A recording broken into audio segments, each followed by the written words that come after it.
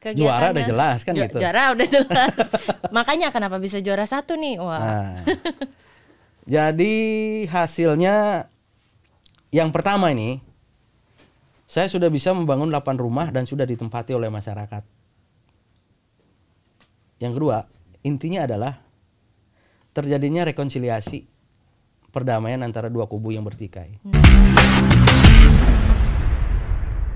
Waduh, kali ini saya sudah bersama pemenang juara 1 lomba karya jurnalistik TMMD ke-116. Betul, ke-116? Ya. Betul. Betul. Selamat datang izin dan Satgas Kodim 1503 Tual. Itu tepatnya di Maluku mana ya, Pak? Kodim Tual itu di Maluku Tenggara. Maluku Tenggara. Ya, untuk posisinya. Karena posisinya. Kodim Tual itu kan membawahi 2 kabupaten 1 kota. Oh gitu. Untuk posisinya eksaknya itu di Maluku Tenggara. Cuman tepatnya lebih ke kabupaten ya? Iya. Kabupatennya. Nah Pak, mungkin bisa diceritain sedikit ini profil Kodim 1503 Tual itu sendiri seperti apa sih? Kodim 1503 Tual itu berdiri kurang lebih tahun 1954. Itu setelah Kabupaten Maluku Tenggara terbentuk. Nah, Kodim itu sendiri saat ini membawahi 2 kabupaten sama 1 kota dan terdiri dari 4 koramil saat ini. Nah, untuk posisi koramil yang pertama itu ada di Langgur, Kecamatan Kei Kecil. Untuk koramil 02-nya berada di Elat, di Kei Besar. Koramil 03-nya itu ada di Dobo, Kepulauan Aru. Dan yang terakhir itu koramil 150304 di Jerol. Itu posisinya berada di bawah Kepulauan Aru itu. Lumayan banyak juga ya Pak Dandim. Itu semuanya tadi disebutin ngapalin apa emang udah pernah ke sana semua? Kebetulan saya jabat 6 bulan ini sudah semua koramil udah saya injak semua. Itu. Cuman ngomong-ngomong nih Pak Dandim, kalau dari namanya Kadek, orang Bali apa gimana? Kebetulan saya orang Bali, Mbak. Orang Bali. Iya, orang Bali. Oh, tapi dinas di Kodam Patimura ini baru 6 bulan. Bukan. Apa? Saya dinas di Kodam 16 Patimura itu dari tahun 2018. Oh. Jadi dandimnya baru 6 bulan. Dari dandimnya baru 6 bulan. Terus bisa sampai juara 1 jurnalistik, ini memang ada bakat-bakat entertain, emang suka atau gimana itu persiapannya? Kok bisa sampai dapat juara 1 nih? Dan sebelumnya kalau saya baca, ini sebenarnya kalau dari prestasi Kodam 16 Patimura ini sebenarnya kali kedua juara 1, dan sebelumnya pernah juara 1 juga katanya di 2020 apa 2021 gitu. TMMD yang ke 110 kalau nggak salah. Iya, 2020 itu kategorinya Kapendam waktu itu. Oh, ya. Dan ini yang kedua kalinya juara 1 lagi. Puji Tuhan. Alhamdulillah kalau saya. Ya. Astungkare untuk saya. Astungkare. Iya. Oke. Astungkare tuh sama kayak alhamdulillah puji Tuhan gitu ya. Iya, sama Mbak. Oke. Mungkin bisa diceritain tuh Pak Dandim gimana persiapannya bisa menyabet juara 1 di karya jurnalistik TMMD ke-116 ini, kategori dan Satgas. Ya, kalau dibilang persiapan sih semuanya kita siapkan. Baik dari materi, sasaran itu sendiri, dan ya manusianya, utamanya manusianya. Kalau manusianya tidak disiapkan, mau bagaimana dapat juara kan benar. gitu. Iya kan? Benar. Jadi dari awal ini disampaikan bahwa pada saat rakor itu ada kategori lomba. Salah satunya yang kategori dan Satgas ini kan ada 2 nih. Apa aja? Yang kategori media elektronik sama media online. Oke. Dan yang ini elektronik. Ini elektronik. Saya buat dua-duanya. Cuman saya lebih intensnya ke elektronik. Oh gitu. Gitu, ya. Nah, perbedaannya tuh apa? Yang elektronik ini mungkin biar kawan-kawan kita nih yang nonton lebih paham gitu kategori-kategorinya ini. Kalau dari saya di media elektronik itu kan yang kita kirimkan kan berupa video, Mbak.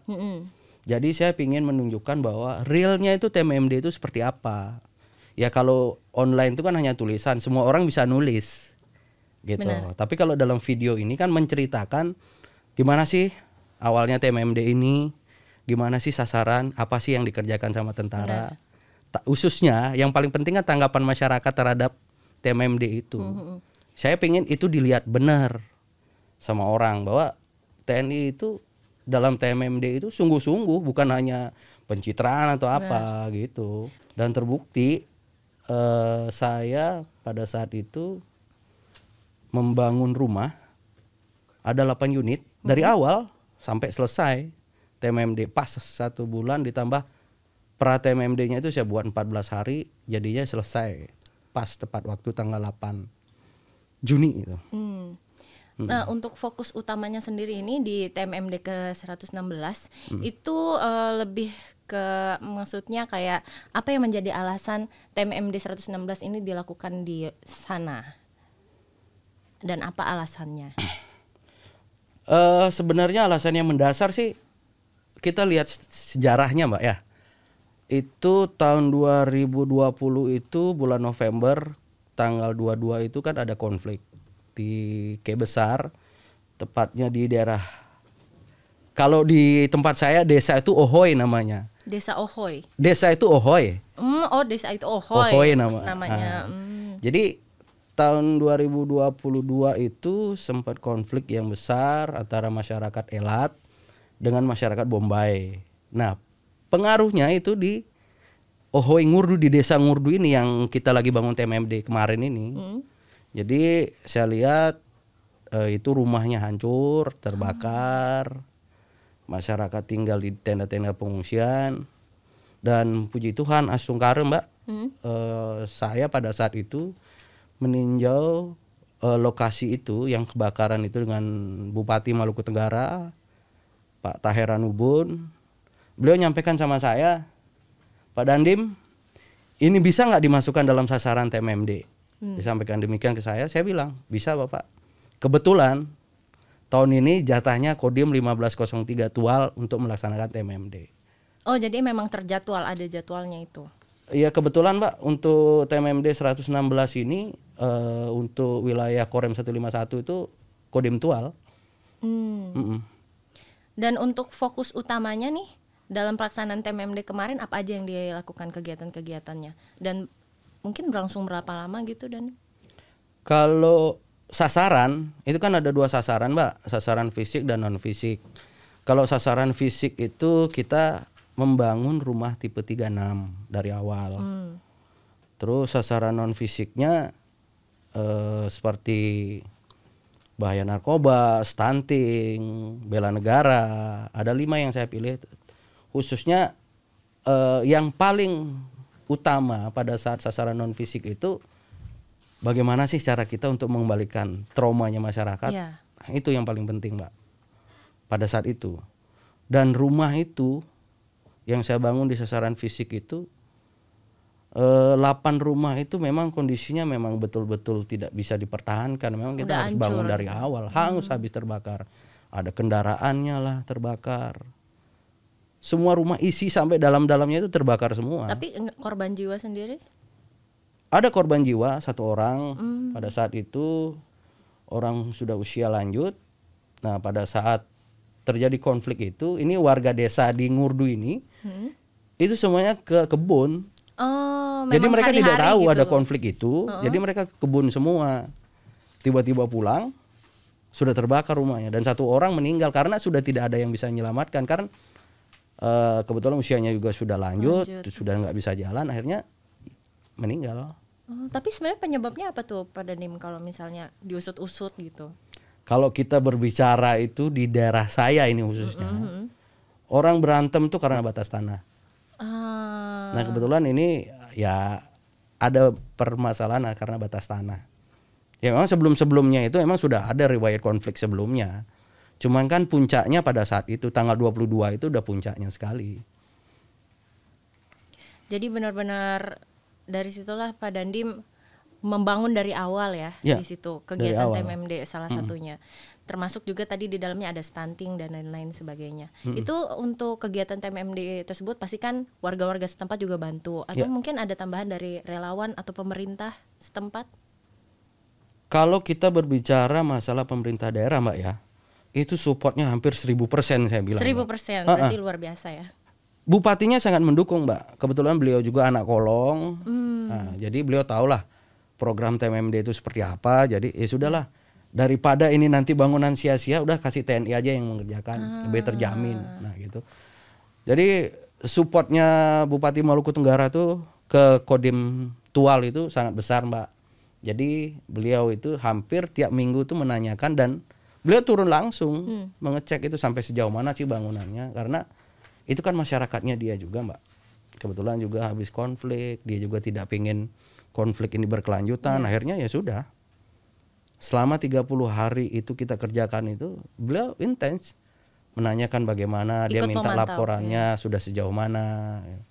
Sampai dengan penutupan itu bahkan beliau sendiri minta kalau bisa TMMD ini jangan hanya ditentukan waktunya hanya 30 hari. Karena ya kita tahu juga di K besar itu, Mbak, itu kan masuk pulau terluar dan daerah tertinggal. Beliau mintanya kalau misalnya ada program-program TMMD lagi khususnya untuk wilayah Kodim Tual itu udah diarahkan ke tempatnya beliau aja, ke daerah Maluku Tenggara. Karena banyak hal yang perlu dibangun juga di sana. Termasuk juga kita kan saat ini nih masalah stunting itu, Mbak. Kita tahu sendiri kayak di saya di Kabupaten Maluku Tenggara itu kan ada kurang lebih itu 83 pulau. 83 pulau. Iya. Ada yang ditempati, ada yang tidak ditempati. Nah, aksesnya semua ini kan semuanya lewat laut. Nah, kalau misalnya sekarang saat-saat sekarang ini, contoh dari bulan April sampai dengan bulan September nanti ini berlaku musim timur di sana dan ombaknya tinggi. Kita tidak bisa sembarangan. Itulah ya, sama juga karena ombak ini juga kemarin jadi kendala pelaksanaan TMMD. Serpas pasukan, dropping material. Kalau dropping material ini kan ke lokasi TMMD ini kan dari kota kabupaten. Jadi kalau kapal jalan baru kita bisa dropping. Kalau kapal nggak jalan akibat ombak. Tempat saya itu ombak paling tinggi sampai 5 meter. 5 meter? Iya. Wah. Itu warning tuh. Syah Bandar tuh langsung mengeluarkan warning, perjalanan laut dihentikan, tidak boleh ada aktivitas di laut. Seperti itu. Tapi kebanyakan penduduk di sana mata pencahariannya apa? Mungkin kan tadi ke kebun, terus nelayan juga. Dari 100%, hampir 75% itu kerjanya ya nelayan, Mbak. Nelayan. Loh, kalau misalnya, tapi yang sifatnya tradisional. Oh, mancing di sampan kecil gitu. Terus kalau misalnya lagi ada warning kayak gitu, berarti mata pencahariannya apa dong? Ya sudah, nggak kerja. Nggak kerja. Saat ini, Mbak, ombak kan lagi tinggi nih. Masyarakat atau daerah desa yang di bagian timur ini sudah nggak melaut karena ombak tinggi. Terus beralihnya cari makannya lewat apa? Ya berkebun. Berkebunnya aja. Iya, berkebun. Ya kebun paling yang dihasilkan apa sih di sana? Kopra. Kopra itu apa ya? Oh, nggak tahu ya. Kopra itu kelapa. Oh, kelapa. Kelapa tua itu yang dikeluarkan dari cangkangnya dijemur. Oh. Saya nggak tahu bahasa kerennya kopra itu nggak apa ya, nggak tahu. Oh, jadi terus kelapa. Singkong yang kayak gitu. Singkong sama ubi jalar. Lainnya itu nggak bisa karena di tempat saya itu kan tanahnya tanah berkarang itu. Oh, berarti nggak bisa buat tanam-tanam sayuran segala macam? Bisa, buah, tapi terbatas. Terbatas. Kayak kita nih, Kodim ini membuat ketahanan pangan itu, kita tuh masukkan polybag itu nyari tanah dari tempat lain, nggak bisa di tanah di Kodim itu karena ya karang. Jadi harus nyari tanah dari daerah lain kalau mau bertanam. Iya. Wah, tantangannya berat juga ya jadi Pak Kadek. Oh, enggak juga. Enggak juga. Tantangan atau tidaknya itu kan tergantung dari orangnya, Mbak. Kalau kita sesali ya jadi tantangan. Kalau enggak kita sesali ya bawa enak aja. Tapi mungkin menangnya kita di sana kan, Mbak. Kalau Jakarta tuh mungkin makan ikan yang matinya udah 2 kali sampai 3 kali. Saya di sana. Enggak apa-apa tapi ya. Di sana segar, Mbak. Langsung dari laut. Oh iya sih. Itu menangnya. Enggak perlu masuk kulkas ya. Nangkep langsung masak. Bisa itu. Iya. Tapi kalau kendalanya sendiri yang mungkin selama jadi Dandim di sana melakukan kegiatan-kegiatan TMMD terutamanya kemarin ada kendala nggak Pak Kadek? Ya itu yang saya bilang, cuaca. selain cuaca? Nggak ada. Nggak ada. Berarti emang itu yang terberat, Ya. cuaca. Karena kan masalahnya ini Mbak, materialnya itu kan tidak posisi saya Kodim dan kota kabupaten itu ada di K kecil namanya Mbak. Sedangkan saya lokasi TMMD ini ada di K besar. Jadi di K besar ini itu kan yang dibilang daerah terluar, pintu masuknya Indonesia, tetapi masih tertinggal. Untuk toko bangunan gitu ada, cuman tidak bisa untuk memenuhi kebutuhan pembangunan. Jadi akhirnya saya droppingnya itu dari kota kabupaten. Untuk dropping barang-barangnya kayak material segala macam, itu mungkin untuk perjalanannya sendiri gimana? Kan mungkin atau perlu biaya atau waktu yang cukup lama mungkin. Kalau yang namanya kita kan kemarin TMMD itu kan sistemnya kok swakelola Mbak. Kita kan terima barang. Jadi kita nggak mikirkan itu sewanya bagaimana, taunya kita ada barang. Kecuali kalau hibah boleh. Ini kan swakelola. Jadi sistemnya yang kemarin ini swakelola. Jadi kita ngebangunnya itu fasilitasnya udah disiapkan sama Pemda. Gitu. Oh, berarti memang pemerintahnya sendiri juga benar-benar pendukung ya? Iya. Termasuk masyarakat setempatnya juga. Sangat, Mbak. Tapi kalau di luar kegiatan TMMD ini kan ini berlangsung 30 hari kalau TMMD. Di luar itu atau sebelum terlaksananya TMMD atau bukan pas bagiannya Kodim Tual yang menjadi sasaran untuk melakukan TMMD itu seperti apa? Maksudnya? Ya, untuk kegiatan-kegiatan di luar TMMD yang hari-hari dijalankan. Kan kalau TMMD ini ibaratnya ada sasarannya. Iya. Nah, kalau di luar itu, di luar kegiatan itu, apa tetap berjalan seperti itu atau kegiatannya mungkin lebih tidak seintens saat dilakukan TMMD? Ya mungkin tidak seintens TMMD Mbak ya. Contohnya kayak kemarin sebelum TMMD itu ada program dari Pangdam. Beliau berkeinginan untuk membantu warakawuri atau pensiunan untuk bangun rumah. Ya kemarin beliau tiap-tiap kodim dikasihkan sasaran, silakan pilih sasarannya dan dibangun. Itu yang kita kerjakan. Terus yang selanjutnya di tempat saya itu kan stunting tinggi Mbak. Kurang lebih 21%. 21%? Ya. Karena ya itu kondisi saat ini nelayan ini yang tidak bisa melaut. Ini, jadi anaknya itu kayak kurang terurus. Nggak makan ikan. Dari mana proteinnya selain ikan? Ya dapat ikan itu dijual untuk memenuhi kebutuhannya dia. Jadi anak-anaknya itu jarang makan ikan, Mbak. Oh, justru malah nelayannya ini nggak banyak makan hasil tangkapannya juga ya? Ya nggak juga. Makanya di situ PR terbesarnya stuntingnya tinggi. Ya. Tapi sekarang Mbak semenjak saya masuk ini dari angka 21% itu kita kan ini dari Pangdam itu kan sebagai Bapak Asuh Stunting kan. Beliau turun langsung sampaikan sama kita bahwa kamu nih harus punya anak asuh loh. Nah saya juga selain punya anak asuh Mbak, saya datengin ini wilayah-wilayah nih Mbak. Ya sekedar bawa tali asi lah untuk ngebantu mereka. Hampir tiap bulan saya jalan itu. Hampir tiap bulan. Dan dari 21% itu udah ada perubahan? Saat ini dari awal saya masuk itu sudah mencapai angka 16%. Oh, lumayan.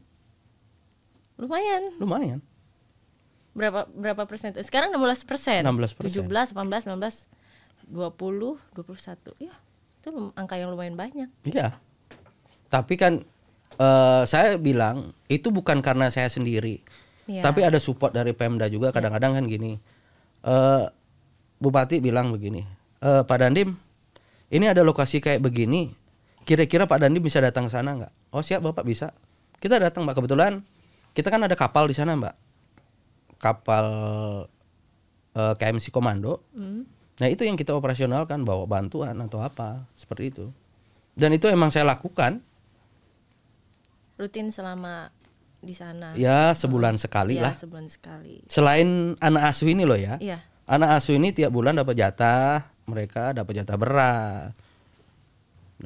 beras, telur, ya sembako lah semuanya. Sembako. Intinya yang mencukupi kebutuhannya dia. Anak asuh ada berapa, Pak? Anak asuh saya 2, ibu hamil ada 2 saat ini. Berarti kalau lahir anaknya satu-satu berarti jadi 4 anak asuhnya. Ya. Untuk saat ini. Untuk saat ini. Ya. Mungkin ada motivasi, mau ngasih motivasi ini Pak Dandim kepada masyarakat setempat mengenai mungkin program-program yang dilakukan atau mungkin ada keinginan program yang belum terlaksana, bisa disampaikan mungkin. Saya itu Mbak, awal saya jadi Dandim itu ada 3 keinginan saya Mbak. Yang pertama itu saya siapkan pangkalan saya buat ketahanan pangan itu. Kodim saya kan termasuk kodim tua Mbak. Jadi di wilayah Kodam Patimura itu ada 4 kodim tua. 1501 itu ada Ternate, 1502 itu di Masohi, 1503 itu ada tempat saya, 1504 itu ada di Ambon. Nah, tempat kita kan termasuk kodim tua. Ya mungkin dari segi fasilitas ada yang masih kurang kan gitu. Itu keinginan saya yang pertama. Yang kedua, saya pengen memperluas lahan untuk ketahanan pangan itu sudah. Awalnya dari 2 hektar, saat ini sudah bisa ya kurang lebih 5 hektar. Terus habis itu saya bisa turun ke masyarakat itu, ngebantu masyarakat walaupun tidak banyak tapi kan bisa. Itu udah tercapai. Nah, satu hal yang jadi keinginan saya Mbak, kita mengacunya pada kejadian-kejadian yang selama ini sering terjadi Mbak ya. Nah, ini kaitannya juga dengan TMMD. Saya pengen sebenarnya orang di tempat saya itu berkelahi itu kan karena minuman keras. Iya. Ya kan, mabuk. Udah intinya satu, jangan minum. Tapi kalau minuman itu juga masih dijual-jual. Nah itu dia kendalanya Mbak. Itu susahnya. Harus. Kendalanya ya bilangnya begini, Pak saya gara-gara menjual ini anak saya bisa kuliah kan? Kemana-mana. Tapi kan edukasinya Mbak. Iya. Yang harus dijangkit ya dari akarnya dulu, benar ya Pak? Ya gimana Mbak, saya waktu pertama kali survei nih sama Pak Bupati nih untuk lokasi TMMD, ada 5 pohon kelapa, 5-5-nya itu ada tempat tadah apa tua ya? Tua. Nah itu, ya kan, ya semenjak kita masuk sana lah Mbak ya, kita bisa ngasih tahu mereka, ini nih nggak bagus, inilah yang buat kamu nih juga salah satunya rumahmu ini kayak begini, kamu mau terus-terusan kayak begini, kan nggak. Kamu sudah lama mengumpulkan uang, kamu ada yang kerja ke Papua, kamu ada yang kerja ke Jawa, dapat hasil kamu pulang, kamu bangun kampungmu, tapi begitu selesai kamu bangun, habis terbakar. Ya gara-gara minuman, itu. Gara-gara minuman merembet ke batas tanah, ya sudah konflik. Dan memang itu 2 hal yang memang di sana bikin panas terus ya. Ya. Minuman berantem, masalah tanah berantem. Ya Mbak. Ya memang sih kayak minuman itu butuh kita emang turun langsung gitu Mbak. Yaitu tempat lokasi TMMD ini. Ya mungkin selama saya TMMD sama sekali nggak ada yang minum seperti itu karena mungkin karena banyak tentara yang di situ kan. Tetapi kita nggak tahu setelah TMMD kita nggak ada lagi, ini mau bagaimana nih? Kan ada cerita Mbak, ada yang saya muat di video itu, Pak, saya bekerja dari saya diangkat jadi PNS sampai dengan saya pensiun, saya baru mampu untuk membangun rumah ini, saya mampu beli isi dalam rumah saya, tetapi begitu ada kejadian hanya 1 hari terbakar semuanya, habis. Kasihan ya Mbak? Ya kasihan, siapa yang mau disalahkan juga. Ya itu. Nggak ketahuan. Ada 10 motor lebih itu yang terbakar. Motor yang biasa dipakai ojek terbakar. Pendapatan nggak ada. Mulai lagi dari nol. Iya, itulah. Tapi untuk hal-hal kayak gitu memang sih pertama butuh pendekatan secara langsung ya Pak, untuk ngomong secara mungkin dari hati ke hati. Tapi balik lagi sih kalau misalnya memang Emang udah dasarnya mungkin agak susah juga kita kan untuk mantau langsung kan nggak bisa setiap hari juga. Iya Mbak. Sekarang kadang-kadang gini Mbak, kita juga dengan banyaknya desa di sana, dengan kekuatan personil Babinsa juga tidak bisa mencukupi untuk sampai ke sana Mbak. Saya di Maluku Tenggara saja itu ada 191 desa di Maluku Tenggara. Di Kota Tual itu ada 67 desa. Di Kepulauan Aru itu ada kurang lebih 54 desa. Babinsa saya jumlahnya hanya 343. Kan nggak cukup. Cukup buat nyambangin itu semua. Dan itu semua Mbak, tempat itu tidak bisa ditempuh hanya lewat darat saja. Oh iya. Hanya semua lewat laut. Apalagi kayak musim sekarang nih, musim timur nih. Ombaknya tinggi tuh. Dan kapal jarang berlayar. Jadi kalau mau mantau pindah ke desa lagi pas ombaknya tinggi, ya udah. Yes, mereka stay di sana. Nunda lagi. Ya itu kadang-kadang Mbak jadi kendala kita gitu ya. Bukannya kita mau mengeluh, itu tidak. Memang kendalanya seperti itu di sana. Yeah. Tapi ya kita upayakanlah maksimal karena saat ini di Tual maupun Maluku Tenggara ataupun Kepulauan Aru untuk citra TNI saat ini Mbak masih sangat tinggi Mbak, dan mereka masih segan sama kita, sangat segan. Nah kalau misalnya mereka konflik apa gitu, kita turun, mereka pasti selesai. Sama seperti kejadian awal